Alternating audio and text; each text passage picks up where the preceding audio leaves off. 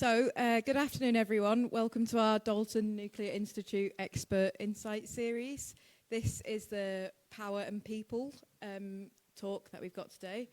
I'm joined by our very talented and diverse panel here. So we have Sasha, Wynn, Davies, Cara Mulholland, and Professor Adrian. I'll just let you each introduce yourselves. So we'll start with you, Sasha. Help if I put the button on. Dad, good afternoon. Really good to be here as part of the Dalton discussions and panel today. So I'm Sasha Wynn Davies, as Sim has just said. I hail from Anglesey, just a bit further away over in northwest Wales. Part of a bilingual community, Welsh-English over there. And I've been working in the field of nuclear and wider low-carbon energy probably for, quite a long time now, nearly 30 years. My background is economic development and regeneration, and then linking that over the years much more directly into nuclear social value, which we're going to be talking about today, community economic development, regeneration, and stakeholder engagement, and making sure that projects, for example, new nuclear build in particular, that they do the right thing for the communities that host them. I've worked both in Wales, UK, a lot of time in Brussels and overseas, working in the environmental goods sector, energy in Central and Eastern Europe. And we look forward to your discussion and questions. Yeah, so next we've got Dr. Cara Mulholland. Okay, that was such a comprehensive introduction. I'm trying to match it now. Hi, I'm Cara Mulholland. I'm from Manchester Metropolitan University. I sit in the business school there. I teach project management and do research into responsible project management.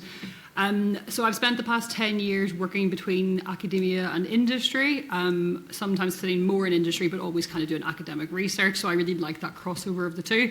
I originally was an engineer, but I found I was more interested in the people side of engineering. So have spent the past 10 years essentially researching responsible engineering delivery.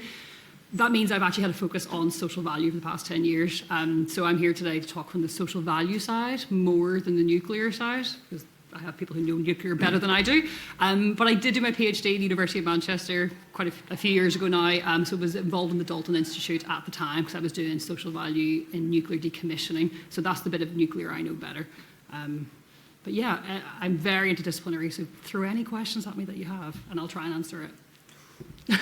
Lovely, thank you, Cara. And finally, Professor Adrian. Thank you. Yeah, so I've, like Cara, I started as an engineer 40-something years ago in the nuclear industry. My dad was in nuclear before me, so it was always in my blood.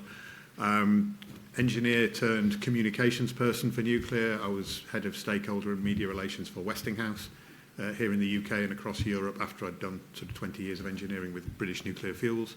And then I was External Relations Director for the UK's National Nuclear Laboratory for the last 10 years of my sort of industry career.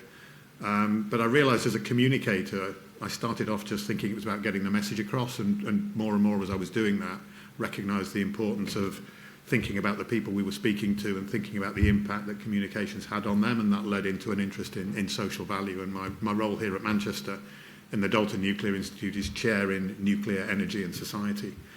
And I sometimes describe that as the interaction between the nuclear industry and everything that isn't the nuclear industry, which brings in a lot of social value and a lot of recognising how that social value or social impact is different for different stakeholders and different people. Wonderful. Thank you so much. As you can see, we've got a lovely panel here that we would really invite the audience to ask as many questions as you'd like to, both in person and online.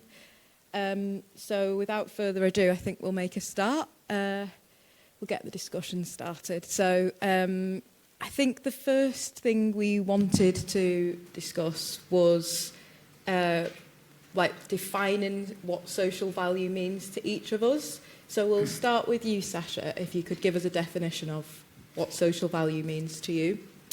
Okay, thanks for that. So I think we've all probably got quite different sort of perspectives, thoughts, ideas of exactly what social value is. Certainly from my perspective, having worked on a proposed new nuclear build power station over on Anglesey for an arm's length company of Hitachi Horizon Nuclear Power, as their Head of Strategic Development Wales. And for us, social value was very much part of our core culture. As a very new company on the ground there. And for me, particularly leading that area of work, it was about building trust with our host community, of which I happen to be part of as hailing from Anglesey.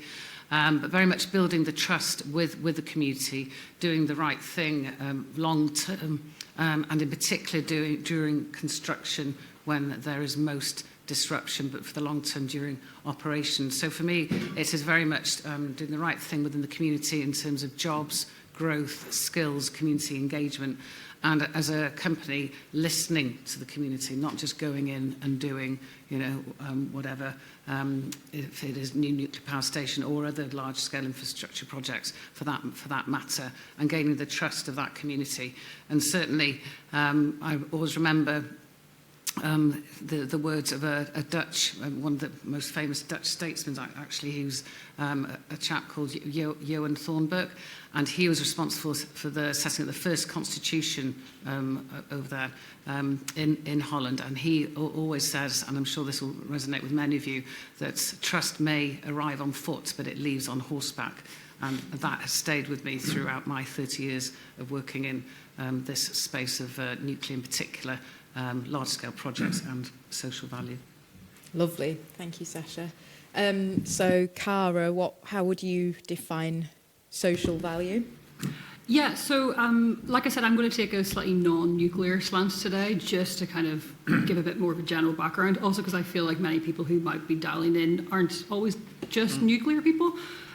So like I said, I've spent 10 years researching social value, and it's kind of because I've been opportunistic that social value has been this growing concept and term. So I'm going to speak about it from the UK perspective, because I know some people also might not be from the UK, but kind of connected. So essentially, social value is, in the biggest sense of the word, what value do you bring to society? That is it. Like, plain and simple, it is like, how do you bring value to the places that we live? However, in the UK, there's also legislation, which is from the Public Services Social Value Act from 2012, which specifically defines social value as something that is committed to through the bid process for public funding. And you have to make certain promises within your bid tenders that say how you're going to deliver social value. It accounts for 10% of the contract, usually, if not more, contract score. And the UK government spends 400 billion every year on public funds, and of that 400 billion, 10% of the scoring is about social value. So it's about how do you unlock public spend. That comes into different sectors slightly differently. So what happens in a lot of the large-scale contractors and consultancies within engineering is they now call a lot of what they do social value.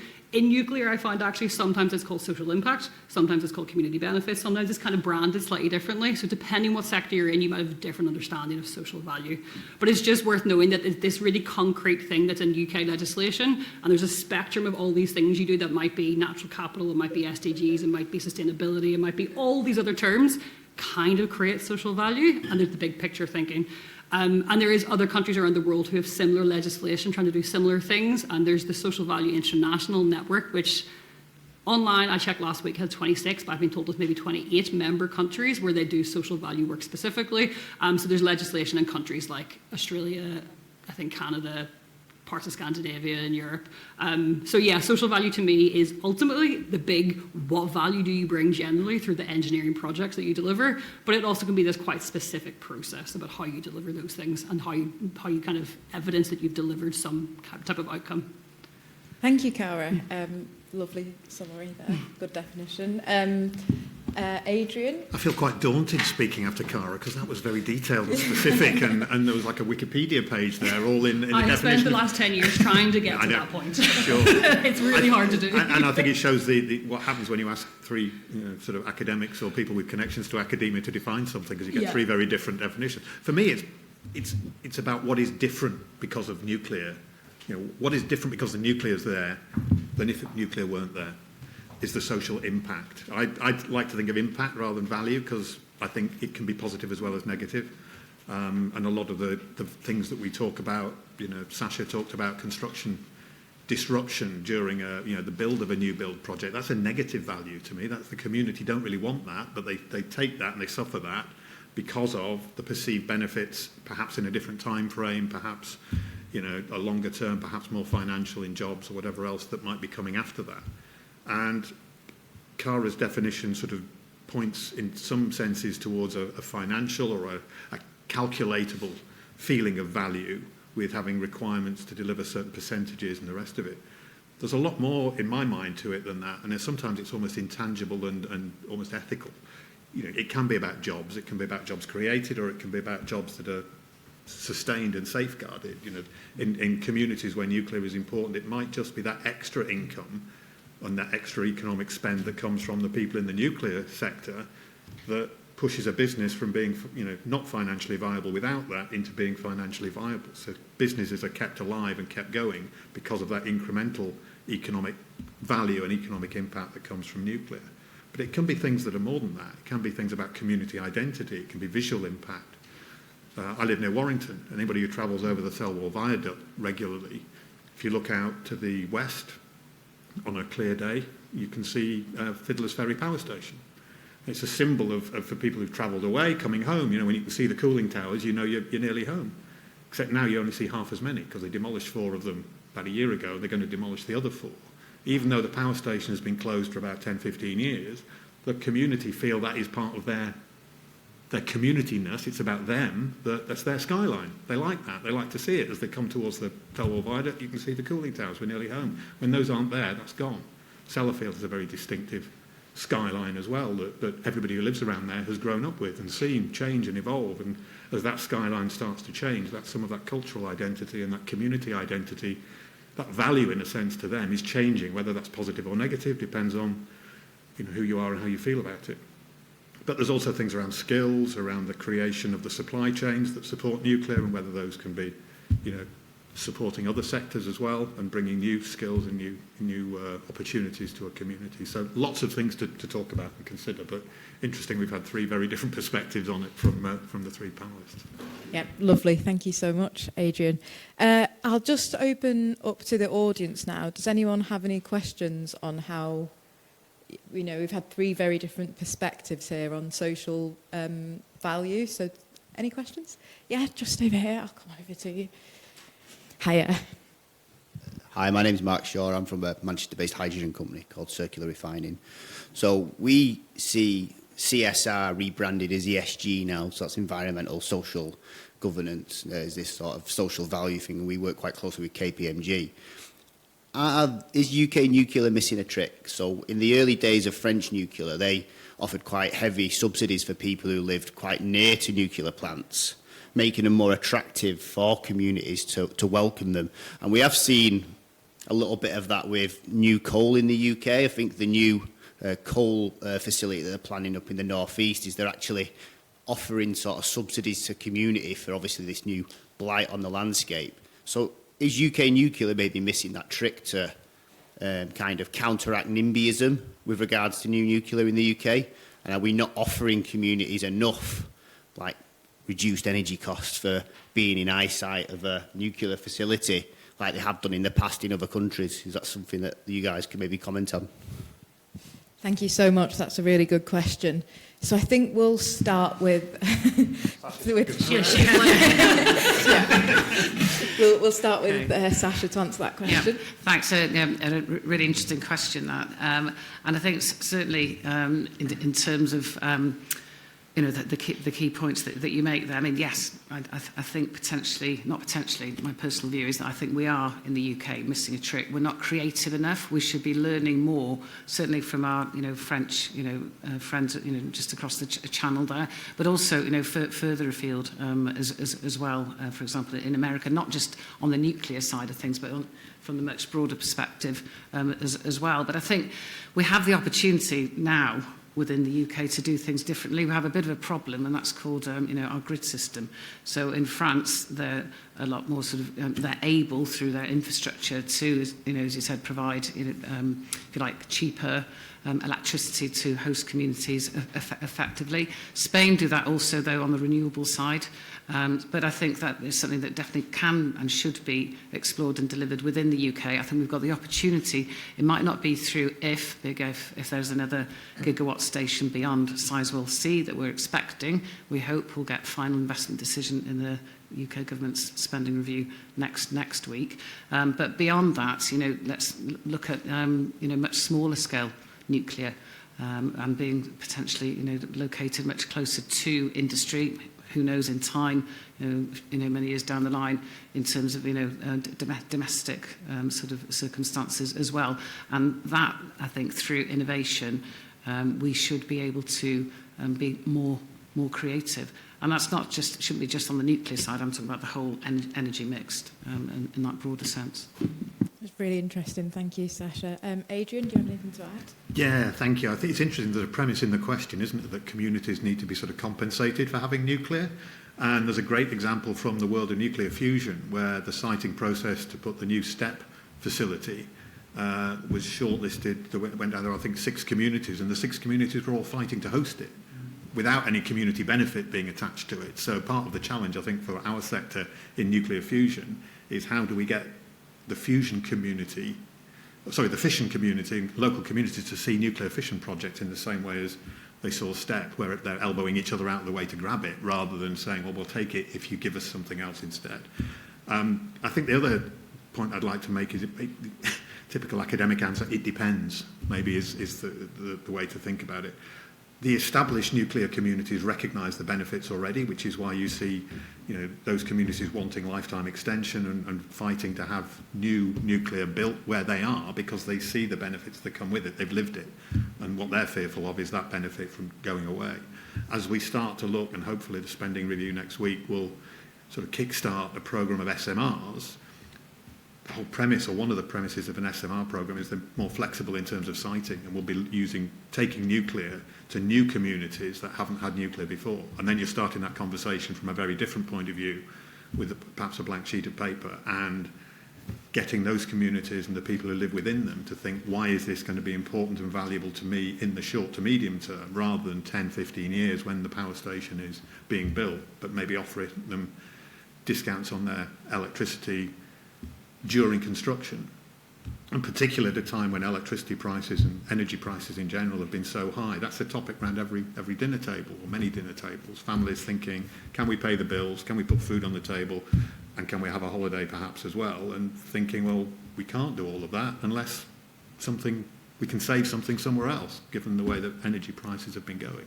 So making it attractive to everybody, rather than just that perhaps small minority who might be able to look at getting jobs in a facility, is definitely something that the sector needs to think about doing more. It's perhaps just worth remembering as well, when we think about that model of taking nuclear to new communities, the last time in this country that we selected a new community to host nuclear that hadn't had it before was in the 1970s, when we picked Torness as the site of the last AGR station. Since then, every nuclear project that we've built has been on an existing nuclear site. Now, the world in the 1970s was before 3 Mile Island, never mind Chernobyl and Fukushima. It was in a world without social media. We got our communication and our information in very different ways then. It's a whole different ballgame now if we start to go into new communities and talk about, would you like to have some nuclear here? And we as a nuclear sector need to be able to offer something. Lovely. Thank you, Adrian. And over to you, Cara. I wanted to add something else, so I'm just going to do it. So also, it depends. Also, the grittier from hydrogen, though, because I know the hydrogen people in Manmet. I wonder if because the hydrogen network in Manchester, I wasn't aware of them until like last year. It's cool, the stuff you do. There's a whole new electrochemical cluster being built out by the airport, which is a joint venture between Met and Manchester. Yeah, okay. Well, loads of interesting. So obviously, I know Adrian. I've met him before, fortunately. But we speak a lot about nuclear and its potential benefits to the hydrogen sector. So one of the big projects we've got coming up in Tees Valley is a new nuclear company formed in the UK called Community Nuclear Power under the directorship of Paul Foster, and they're building Westinghouse 300 megawatt reactors over in the northeast for their goal actually is SAF production. So we're working with them on the hydrogen side of that, which is where you add hydrogen to biofeedstocks to make sustainable aviation fuel. But what we've seen with the SMR and the AMR advancements, and what we argue about and discuss online is just a massive opportunity coming to the UK now. And what's great is that we've got so many different reactor types going through GDA at the moment, and we've got some really strong internal competitors with Rolls-Royce making even smaller reactors now. So Rolls-Royce now have a 10 megawatt reactor, which is basically like a 40-foot container that can be installed almost anywhere. You need about half a football field to install it. And Westinghouse have the eVinci reactor, which is a 5 to 7 megawatt reactor. So again, when Adrian and that talks about bringing nuclear to new communities, they actually don't need that much space anymore. Is that you could actually, if the university and Andy Burnham were brave enough, that you could have one on the you could have one on the old Jaguar Land Rover garage across the road, powering the entirety of the Oxford Road corridor. But the problem we've got is in the ESR world, in the planning and policy world, is you need very brave policy and planning makers, and we don't see many brave politicians or civil servants in the Leicester area. So I was going to make this point. So you mentioned ESG and CSR. They absolutely are things which are kind of processes to get social value in some way in businesses. So I'll also throw in social license or trust. The idea that you can give people money to put something unattractive where they live raises an issue that poor communities will say yes. So people will say yes just because they don't have money to say no.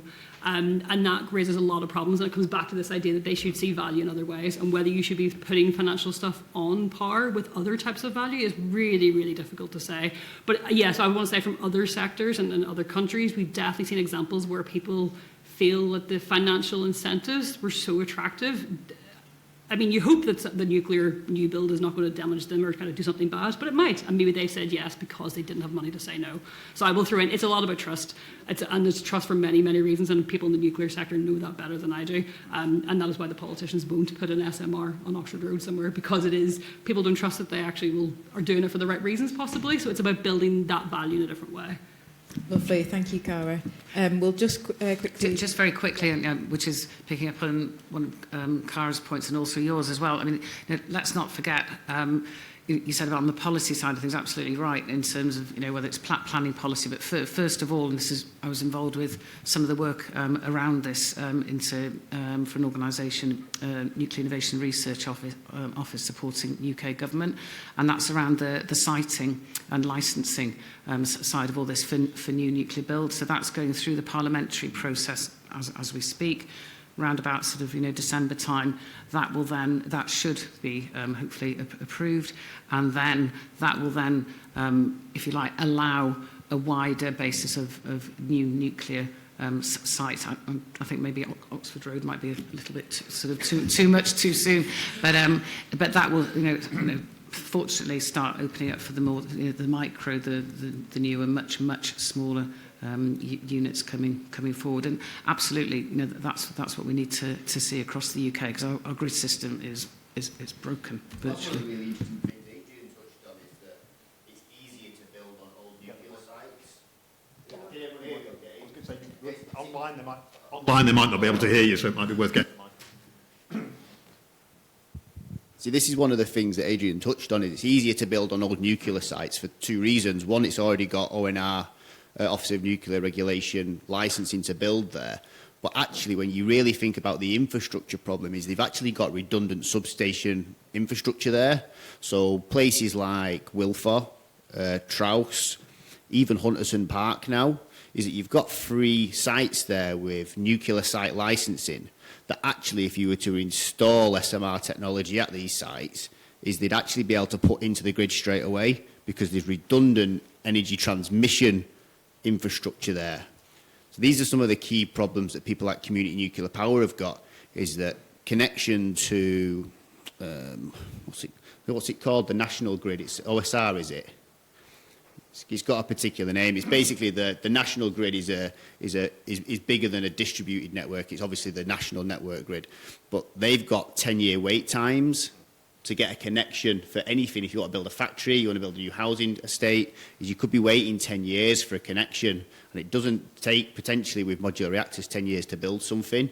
So there's a massive bottleneck in the infrastructure system Whereas if we do utilise existing sites, which have already got high voltage connections, such as Hunterson, Wilfer and Trouse, that's actually the fastest way to develop. The big problem that we've got at Wilfer is that the redevelopment at Wilfer was a Conservative Party policy. Let's do Great British Nuclear, let's buy Wilfer for 200 million, and let's start building stuff there. So it's a very bitter pill for a potentially 10-year Labour government to swallow, that actually this nuclear idea was great, and we're going to develop it. And that's why it's been rebranded to GB. Is it GB Energy now, the new policy? Yeah. Lovely, thank you so much, Mark. Does anyone else have anything to add to that? Excellent, yeah, just go over. It's kind of, moving on from what was being said, that kind of historically the Green movement and left politics have kind of been quite anti-nuclear, so the Green Party still doesn't have a pro-nuclear policy, although there are things starting to change, I believe, and the previous COPs, we've seen a growth of opinions that nuclear can be part of the green energy mix, and it's been part of a lot of studies and stuff like that, whereas kind of more right-wing parties have always been very pro-nuclear, including fission and fusion.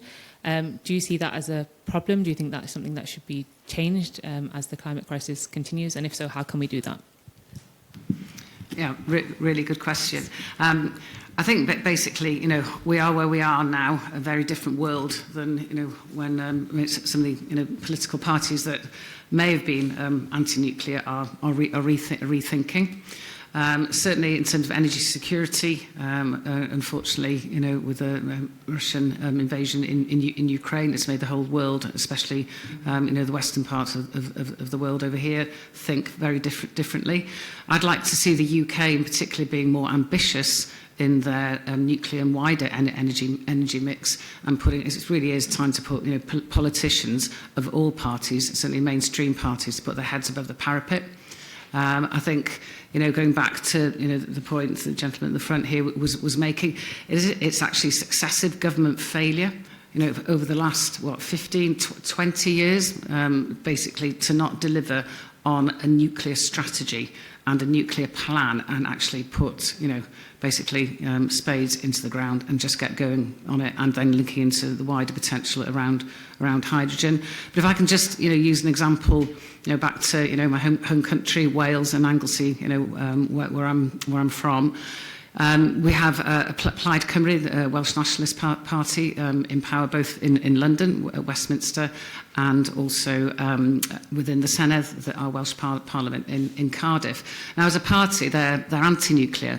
But in terms of Llynnos Medi Hughes, the MP there, and Llyn ap Iorwerth, our Senedd member, because of Wilfer having been a former nuclear site, they do support as a party that. I'd love it if they were sort of a much wider support, because potentially within Wales, as other parts of the UK, for new nuclear build, much smaller scale, provides so much opportunity that we need in terms of lower cost and energy, jobs and skills in communities, whether it's Teesside, whether it's Anglesey in particular. We're desperate for the jobs. So for all the right reasons, parties need to start changing their views in terms of being supportive of nuclear as part of the energy mix, not the only part, but as part of the energy mix.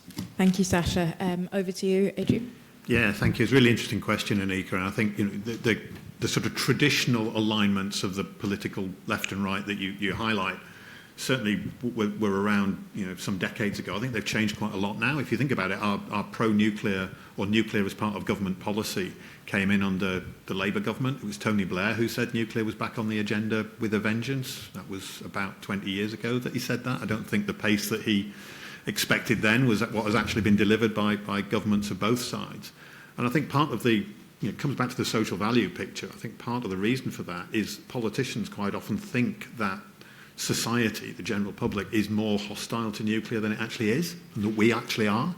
Their perceptions are quite out of line with what the opinion polling actually shows. And perhaps when we talked about have the nuclear industry missed a trick, perhaps making its case more strongly and more coherently and in a more evidence-based way to politicians is something the industry could have done better over the last 2 decades to encourage them to be bolder and to highlight the aspects of social value that those communities that see it and that benefit from that value take for granted, and the communities that don't have it don't know about, because that's not their world. So maybe the industry has not done that job well enough of articulating all the positive impact that comes from having, massive infrastructure, whether it's new build or the clean-up and decommissioning. I mean, one quote or statistic that I was told a year or so ago that really made me stop and think, but really highlights this.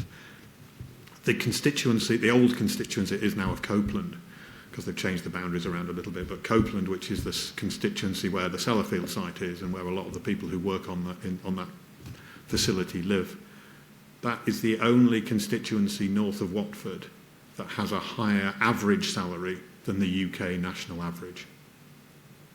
And that's not because those people are overpaid, they are appropriately paid for doing the work that they do, but that is clearly because of the impact of the nuclear industry in employing 10,000 people directly on site and all the people who benefit in the supply chain.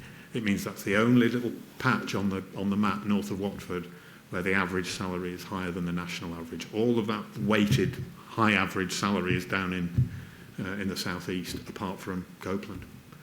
And what an astonishing statistic that is, to demonstrate the social value in financial terms of nuclear, and that financial impact empowers and encourages and facilitates and catalyses all the other potential value that some of which we've talked about earlier on.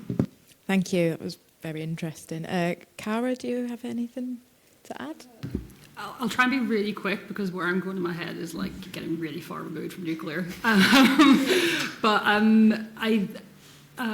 I think we're at a stage where there's so many issues on a national, international policy level that I actually don't even know how much government parties changing their policies will change much. And I think that because we can see that across the UK, that we have issues around the planning system, around the development system for infrastructure of all types, as well as we're seeing like data around climate change, that 3 degrees change isn't the worst case scenario, it's not probably the best case scenario. And also most countries are rolling back their commitments to net zero and their commitments to getting rid of fossil fuels, because pragmatically it's just not going to happen. It just isn't. So actually I just don't even know whether the Green Party suddenly being pro-nuclear would even make a difference at all. I think we're just in a really, really difficult time for engineering project development generally. But it's good to be aware kind of what that wider context is, because it kind of, if you work for one of those big consultancies and they suddenly pull the funding for certain infrastructure because the government has changed their mind, it does impact you. So you need to be aware of it, but I don't know. I actually don't even know where you try and start making that change. So Thank you. Thank you, Cara. So we'll just... sorry, I can see we've got a couple more in-person questions, but I think the people online were first. So we'll head over to online questions and jump back to in-person. Perfect. So Shashank asked, are there any lessons that UK can learn from Canadian SMR programs, considering they got construction license for the first G7 SMR at Darlington site? Lovely. Thank you, Sasha. I'll start off on that one. When I was doing some work for NIRO, I was involved with a UK, Canada action plan. So there is actually already a live, if you like, learning work stream, a series of work stream sessions around nuclear and SMR in particular between the UK and Canada. So lessons are being learnt. Certainly in relation to some of the regulatory aspects, and as you say, they're ahead of us. So why wouldn't you work with a friendly nation like Canada on that basis? And also as well in terms of some of the skills aspects, there's clearly skills, whether it's nuclear sort of more generally or in SMR, we haven't got necessarily all the people that we need with the right skills to actually deliver a large-scale nuclear program at the moment. So working internationally with friendly nations is absolutely the right thing to do, and Canada's a great example of that. Thank you, Sasha. Does anyone else? Adrian? Just briefly, and maybe it's worth just highlighting for those who are not aware, perhaps the challenge here is we can learn from international experience and good practice, but we have a well-established regulatory system in the UK that has served us really well, ever since we've had nuclear. The challenge is how do we flex that and adapt that well-proven, well-trusted regulatory system to meet the needs of the nuclear of tomorrow, if you like, whether that's fusion, whether it's SMRs, whether it's micro-scale reactors, whatever. You simply can't apply the same level of cost and time burden to analysing and licensing a micro-reactor as would have done for the reactors at Hinkley Point C, for instance. So there's a nuclear regulatory task force set up at the moment to look at how the regulatory landscape might need to evolve in the future to become better and slicker, but within the overall confines of the principles of sort of safety and security and environmental protection that have served us so well since Calder Hall in the 1950s. Lovely, thank you so much. Do we have any more online questions? We do have a couple more. So Okay. Nathan's asked, what are the main lessons around social value and community engagement that you think can be taken from the GDF siting project that can be applied to new build in future, recognising the GDF work is still ongoing? Lovely, thank you. Cara, would you like to take this one? Yeah, so I will speak about this from not having been that involved in the GDF siting, but from what I've read from outside of it. One of the things I really like, and I've seen it with other types of infrastructure or anchor institutions or people who kind of live in communities for a long time, is setting up, and because actually it does exist for the older nuclear sites, setting up those continuous ongoing forums where there is the representatives. So maybe that happens in some way, but I think there's always room for improvement with that. And in GDF, because they've been so instrumental in setting up community forum type things that are that ongoing conversation, I think is what we need more of. But like I said, maybe it happened quite well already, but I think there's probably always room for improvement. Lovely. Yeah. Yeah, I think the GDF example throws up a really interesting and important point. And for those who are not aware, we've got a policy in the UK for final disposal of nuclear waste in a community still to be identified, but the principle is that that community will choose explicitly to volunteer to host that facility for all eternity. So government cannot impose it on a community. The community have to go through a process of deciding for themselves in what's called a test of public support that they want to host that. And there are a number of communities that are or have been involved in that process. You know, most notably some in West Cumbria, where they're very familiar with nuclear issues, where most of the waste is already situated. And we've had a couple of other communities, you know, now either exited the process or have said they're minded to leave the process. In non-nuclear communities, particularly one in Thedlethorpe in Lincolnshire. And the important point, I think, from a social value perspective is they are completely chalk and cheese. And that's not a geology analogy, although that might apply as well. But they are very, very different in terms of what social value means to them and what nuclear means to them. In West Cumbria, it's about sustaining the economy. They understand nuclear really well. Some of the world experts in nuclear waste are citizens of those communities. They're no longer perhaps in active employment, but they know more about nuclear waste than most of us will ever forget. And yet in the Lincolnshire community, they're some of them going up a very basic learning curve of what nuclear is even all about and what nuclear waste is and why it might suddenly be important to their community.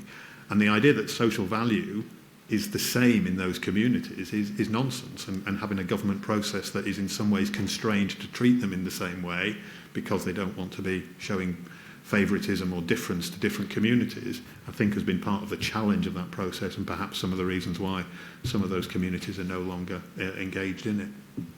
Really interesting. Thank you, Adrian. Should we move on to the next question? Maybe we'll open it back up to the room and then come back online. So we've just got a question up here. Thank you. Hi. I was wondering, because obviously you all work in social value and so you understand the benefits of it. I was wondering, in the industry more widely, I was interested when you said like you have to spend 10%, for example, on it. Is there reluctance for people to value it in the industry? Do people recognise the benefits of it, or do you have to kind of force people to think this is something we need to do? Thank you. Yeah, Sasha. Right, I'll start off on that one. So again, really good question.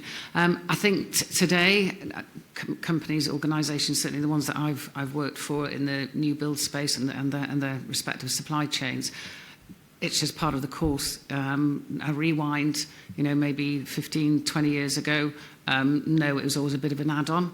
Now it's sort of, part of it, it's like a cross-cutting theme, and particularly through procurement, as Cara's described as well, not just on the public sector side of things, but through private sector procurement, whether it's, your Costains of this world or, Westinghouse's, Bechtel's, or whoever it may be, it's part of their makeup. And actually, it's the right thing to do, you know, culturally, and absolutely, you know, if there's any organisation going into a host community to build, whether it's a new nuclear power station or any kind of large-scale infrastructure project that doesn't understand that, and also I think would be very disrespecting to the communities, because communities are far from stupid. You know, these days we all know and understand what the right thing to do if there is an inward investor of sorts moving in to the area. So I think that would be sort of my main point on that point. Thank you, Sasha. Over to you, Cara. So I'm going to say something different, and actually there's definitely resistance to it. And companies as a whole make good commitments around sustainability and community benefits. Certain sectors are better than others, certain companies are better than others. But if you speak to the people often who are on the teams who have to deliver this stuff or try and embed it into projects, they will tell you they meet resistance in a lot of ways. Sometimes under-resourcing, or people assume you can do a lot more work for the money than you can. They kind of just assume, oh, it's good, just go do it. And you're like, no, like this takes a lot of work and a lot of effort. And some people will sometimes say they just outright don't want to do it. They don't say that very publicly or very vocally, but that I've had people say, I don't care about this. And I think actually a lot of what happens is this extra nice stuff around the edge. What's really hard to change is the core delivery of what we do. And that might, like I said, be different in different sectors or different companies, but there's definitely big, large-scale infrastructure development where trying to speak to engineers, because engineers fundamentally think that they want to kind of solve problems and do good for the world. But there's different ways of doing that. There's not always one solution, and some solutions will offer different types of value. And so I kind of am really a big believer in trying to speak to engineers when they're younger in their career to try and get them to understand how that really comes through with so many different design decisions. It's not just that you've done this extra nice stuff, you also have to deliver infrastructure that's really fundamentally good. So I think there's a lot of really good intention, and most organizations do want to do it, but when it comes to it and they want to save a bit of money, they maybe don't bring the stakeholder engagement team in early enough. They kind of come along with these assumptions that they already know who the community is. They just don't do enough of it to really have that change that you want. And actually you meet a lot of people who work in stakeholder engagement or community benefits or social value who are burnt out because they're having to fight this fight quite often. So I'm glad that you've better experiences than I do. But I find people really, it's really challenging. It's really, really challenging. Really interesting. Thank you, Cara. Over to you, Adrian. Yeah, just a couple of thoughts to add to that. I think the principle of having those sort of set percentages that companies have to meet in their social value is clearly well-intentioned and positive, because it's encouraging, it should be encouraging that spend to go into the communities and into society to do good. But I just wonder whether sometimes it has some sort of unintended consequences. It makes it feel a bit like a tax almost. That, you know, it's a bit like buying your vehicle tax to drive around. I don't get anything positive from that other than somebody knows that I'm driving legally, but it's my means to an end. And wouldn't it be nicer to think of it as kind of social investment rather than social spend, where organisations actually recognised what the impact of that spend was and how that was a positive for their business? And if you think in the nuclear world, how many millions have been spent on, and sorry Sasha, you might want to cover your ears for this because you and I both bear these scars from projects in North Wales, but hundreds of millions spent on projects that never actually happened. And a big part of the reason why they never actually happened was the social value wasn't recognised. And the communities themselves, or the people who acted on behalf of those communities, or governments or investors, whoever, didn't see the value in the same way that those of us who are close to it see it. And maybe if more than the, you know, having a 10% level makes you kind of stop at 10 or 10.5, doesn't it? If there was an incentive for companies to really think about what is the cost of not investing in demonstrating our value, short, medium and long term, to the communities where our projects are going to sit, maybe it flips it around the other way, because so much money has been spent that we'll never see again and hasn't generated any value to a large extent. The projects never came to fruition. And if more had been spent on getting that message across and demonstrating it and thinking about it in the first place, we might be in a better position. Very quickly, Adrian, can you give an example of a project that billions were spent and didn't happen? Well, I used to work for Westinghouse, and when I worked for Westinghouse, the nuclear reactor company, we were in what we thought was a two-horse race with our French competitor to build nuclear reactors in North Wales on Anglesey at Wilfer. That two-horse race was eventually won by a kangaroo that wasn't there on the starting line, in the form of another company that was then going to build a different type of reactor that nobody thought about in the first place. And then that project never happened either. So, but even the licensing cost of getting that AP1000 reactor licensed to operate in the UK was hundreds of millions. So that money will not come back. That was spent, that reactor has a certificate to operate. It would be great if somebody came along and built it. As somebody who worked for Westinghouse and invested years of my life in that project, I'd love to see one built somewhere at some point in my lifetime. And that certification to have value. But it's a UK regulatory approval. It doesn't have value anywhere else in the world. It doesn't allow you to go and build it in France or China or the US or South Africa or anywhere else. It's valid in the UK. What would you say would be holding that up if there was a packet today? Because we've seen in the energy sector more recently there's a lot of money available, but there's not a lot of projects ready to build. I think, it's probably too big a question to answer now in a social value panel, but I think part of the if there was a stronger recognition at regional and central government level of the value that those projects would have been having, and maybe that was able to draw in some government support to get those projects over the line, that could have been different. But. Really interesting, thank you. We're going to pop back online now for another question. Perfect. So we've got one from Dom who asked, if social value is the commercial and ethical obligation to deliver an evidence positive change to the people and places in the communities being served, what community needs analysis are currently carried out by nuclear contractors prior to procurement cycle? Cara, should we head over for you? I just heard procurement, and I know. I don't know. I can't speak on behalf of nuclear contractors. I don't know that well. But this is an area I would just say that there's room for improvement in methodology, processes. I think a lot of what happens, we kind of go in and make a lot of assumptions of where to start with. And actually, in my experience, you're kind of nodding, kind of every company kind of does it a bit differently. But you kind of want it to be a bit different because once you get a standardized approach, you kind of end up making the whole thing too simplified. I could talk a lot about the different social value specific methodologies, but there isn't really a concrete local needs analysis or community needs analysis process that I'm aware of. But yeah, I would just say I can't actually give that much detail from nuclear, but I think Sasha can. Yeah, over to you, Sasha. Thanks. So, yeah, that's a great question, Dom. I think I might even know which Dom that could be, but I won't say surname. However, I think what we're looking at here is, and I think going back to your point, Cara, absolutely right. There isn't sort of that consistency. I think what we do have, and certainly when I was involved with the Horizon Wilvenowith project on Anglesey that didn't get across the line, as we know, we had very much the sort of non-statutory and statutory aspects. So on the statutory basis, you had to do the analysis, whether it's community benefit through the socioeconomic aspects that had to be part of the development consent order work. Now, we started, which was at the time, quite groundbreaking. So on the non-statutory side of things, it's the right thing to do, right? Early on, community sort of analysis, and we developed a community engagement framework and needs analysis through actually going out. No sort of rocket science, and talking to our respective communities, especially up in North Anglesey at the time. So that was really good practice, and even now the local authority there, Anglesey Councils, say what the Horizon did was really good. And actually whoever hopefully in the future comes forward to invest and build new nuclear there, should be doing that and some. But not necessarily, don't wait for the statutory process, do the right thing earlier on. But great question.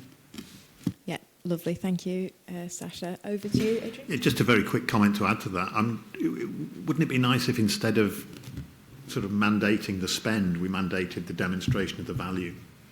So it isn't just a question of pushing money out the door and saying, in order to compete for this bid, you have to spend X amount of money, but getting those organisations to track or get an independent organisation to track that spend and demonstrate the value of it before you were eligible to be selected for that tender, because that then would put a lot more onus on those developers or bidders to think about where they can get the most bang for their buck, and actually to see that and follow it all the way through and demonstrate it. rather than simply say we've ticked the box because we've given the money to the Scouts or whoever it is, and that ticks a box for social value. Or in many cases, thinking about what do we already do that we can rebadge as, you know, our training programs, can we call those social value? We're doing them anyway. We don't want to spend extra money. We just like to make sure that we get the number just over 10%. But actually tracking it and trying to demonstrate an additional value in society in any ways that are tangible would be an interesting way of looking at it, I think. Thank you. Do we have any more questions in the room or online? Yeah?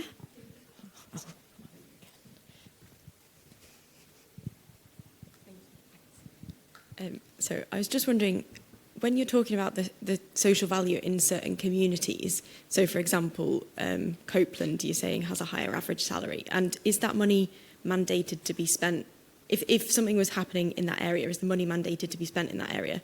Is that providing opportunities for people that maybe don't need them, where maybe down the coast a bit might? I was just wondering. So just to be clear, that wasn't talking about specifically about social value. That was that in the context of people's salaries, which is one of the more direct, hardwired elements of social value. That community, that constituency has the highest, or a higher average salary than the national average. But there's a lot more benefit in that, well, there's a lot more to Sellafield's investment outside of that constituency. First of all, many of the people who work on site and do the work for that facility are not part of that constituency. So there's always that spread of social value within the kind of travel to work area and the supply chain area as well. But that wasn't just looking at social value spend, that was specifically about salary payments. Lovely, thank you. Yeah. So again, my grey area of knowledge is how the funding moves to the nuclear sector, whether these contracts have social value legally in them or not. I think sometimes it's there, sometimes it's not. How that works though, if it is following the Social Value Act, there is a connection to place. And it's really kind of messy to talk about that, because if you work for a consultancy who's based in Manchester, but they deliver work in Cumbria, but they also do something kind of up the road, it gets a bit strange. And then you also get these things of like double counting, because you want to start talking about, okay, well, this postcode has like this percentage of young people who are not in education, employment, training, and you focus on that, but then you also count that apprentice for a different project. And you kind of, this is where the measurement gets like, it's really important because they're trying to move this towards this stage where you can track it and evidence it and report it. But it becomes so hard to do in any meaningful way. So there's a whole community of people who are trying to figure this out. And there is progress being made, but it is really hard. But yeah, fundamentally, if you're given money, what you will see is it's kind of tied to local government or regional government. And through their procurement process, they will say, what are you doing for Greater Manchester? What are you doing for Bolton? What are you doing for Salford? And it becomes place-based. And that's when you do that community needs assessment. So it is, but it's hard. And also then I come down to this idea that actually, okay, there's like really hyper-local postcode level of benefits, but surely new nuclear in Wales also has national benefits, and the current social value processes do not look at those regional or national level benefits. So yes and no, it's a really messy area. That's why the measurement is kind of quite debated quite a lot, how useful it is.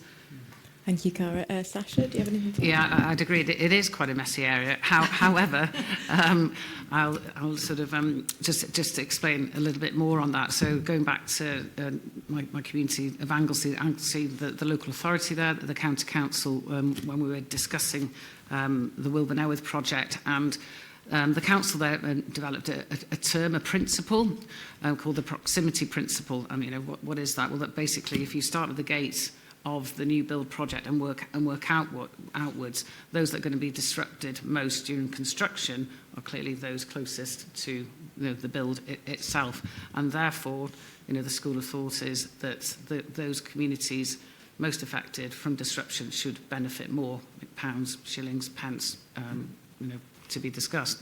So there is that proximity principle, and I think for construction, I think that's absolutely right. Those that that should benefit more.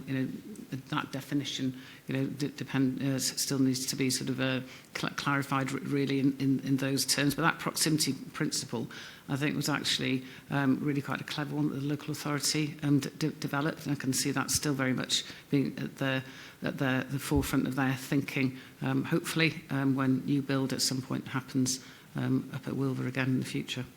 Thank you, Sasha. Adrian, did you have something to add? Yeah, I was just going to build or make a point that Cara actually started to make in her comments a few moments ago. You know, she talked about the strong connection with place that we attribute to just the concept of social value, but also the fact that a lot of the value is at a kind of national level as well. And how do we think about capturing and valuing that? And some of the national missions that nuclear in all of its forms contributes to around, you know, reducing carbon emissions for the benefit of the planet, not just our country. Things like energy security, things like our contribution to national security through the defence programme. The Defence Review yesterday had a huge emphasis on nuclear, and a lot of those skills in the civil sector are transferable to the defence sector and vice versa. So there's levelling up with some of the communities where we have nuclear and where nuclear might be sited in future are those communities and regions that maybe have not got a huge amount of economic activity other than nuclear. So nuclear is helping to balance the national economy in many ways as well, and it's contributing to our skill base, our innovation, our global perception as a science superpower. All of those things are really hard to put financial value against, but we shouldn't lose those big national strands as well as the local and regional community strands that we've talked about as well. Thank you very much. Do we have any further questions in the last 4 minutes? Yeah, just come back. So in a lot of the sort of conversations we've had with like DSW in Manchester and KPMG is, I think one of the big problems we have with social value is it's normally clumped in under environmental as well. So they see it as a bigger, broader context. We've been obviously tracking the North Wales economy quite stringently with Ambition North Wales. So regional development organisations, when they apply funding to the energy sector, they have to spread their bet. So in North Wales, they put a lot of money into renewables and hydrogen, and they basically took the foot off the gas a little bit with nuclear. When we look at the sort of social value and also maybe a little bit on environmental value, do we find that maybe nuclear may be slowed down because there's a lot of money already been put into renewable and hydrogen at the moment? Is that they're not really getting, nuclear is not quite getting the sort of attention it needs a little bit? Thank you. Yep, Sasha. Yeah, I'll start off. I'm sure colleagues have got a fair bit to say on that as well. I think I wouldn't say that renewables have slowed it down. I think it's the policy, UK government policy framework, in particular UK Gov. I think successive governments, as I've said, that has slowed it down. I think within the Wales space as well, the Welsh government as well, you know, suggest that they need to put their heads above the parapet in the energy policy, nuclear energy policy space, and make the most of these new opportunities that could be coming through, that will come through the new siting policy later this year. So I, if you like, don't like the word blame much, but I would put it back to the UK government and the Welsh government need to really up their game in terms of energy, in particular nuclear policy and siting. But hopefully that'll come through later this year. Thank you, Sasha. Cara, do you have anything to add? Not much, other than I would just say I personally think social value and environmental should be lumped together. I like kind of like the 5 capitals approach. Whenever you talk about the social, the manufacturing, the financial, the natural, kind of like all these different things, they should all be considered. So just so you're kind of aware, the social value methodologies that we do have fundamentally measure well-being or quality of life, and kind of put a financial proxy to that. So it's kind of like if you have environmental positive outcomes, you know, how do they affect planetary, public health, how do they affect people? It's just a different way of kind of rebranding it. But it's kind of like donut economics. You kind of need to always consider the environmental and the social together. So that's kind of the first part of your question. The other one about whether renewables, the focus is kind of distracted from nuclear. I don't think so. I think there's just not enough focus generally on energy security or infrastructure development in this country. Yes, excessive governmental policies. But yeah, kind of more that the social and environmental, I want more of that to come together actually. And actually kind of what Adrian mentioned about we're kind of doing, you know, if you already have a training program, you shouldn't just be rebadging it as social value. However, I would caveat that with, if you're a good organisation who already does all these really great things, it's hard to demonstrate change by doing more if you're already doing so much more than the organisations who don't do that. So there is this kind of balance between you don't want to suddenly start trying to pressure these charities and local organisations who do so much good to be like, give us more. How do you value that in the right way? Yeah, every single answer I have about social value is like, so I apologise. Thank you so much. I think we're just about out of time. Maybe we can squeeze in a quick, yeah. Thank you. I wasn't going to try and answer that question because I think it's been well dealt with already, but just to pick up on something Cara touched on there about quality of life, you know, we should, when we think about social value, we should start at the end, not at the beginning. Not at the beginning. We should think about what is important to the people that we're trying to add value to, and ask them and listen to them. What do they want? What kind of social value, social impact would they like to see delivered? What change would they like in their community? Rather than just saying we're going to do some stuff and it's good stuff and it's cost us at 10%, so we tick the box. So there you go, have another library or whatever. We didn't want a library. We wanted this fixed and we wanted that fixed and we wanted something else to happen. You know, listening and asking communities what would make your life better individually and collectively, and then thinking how organisations, developers, businesses can contribute towards that in some way, so that, you know, because a value that somebody wants is 10 times better than something that cost you but actually was of no use or no interest to the person at the other end of it. Thank you very much. I hope we could all agree that we could talk about this for hours more if we wanted to, but we should start wrapping things up maybe. If everyone would please join me in thanking our expert series panellists.